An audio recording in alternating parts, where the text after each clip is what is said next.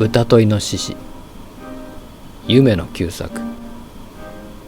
豚がイノシシに向かって自慢をしました。私ぐらい結構な身分はない。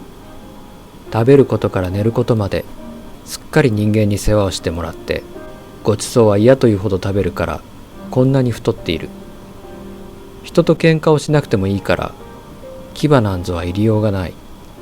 私とお前さんとは親類だそうだが、同じ親類でもこんなに身分が違うものか。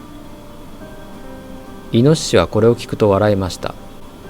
人間というものはただでいつまでもごちそうを食わせておくような親切なものじゃないよ。人の厄介になって威張るものは今にきっと罰が当たるから見ておいで。イノシシの言ったことはとうとう本当になりました。豚は間もなく人間に殺されて食われてしまいました。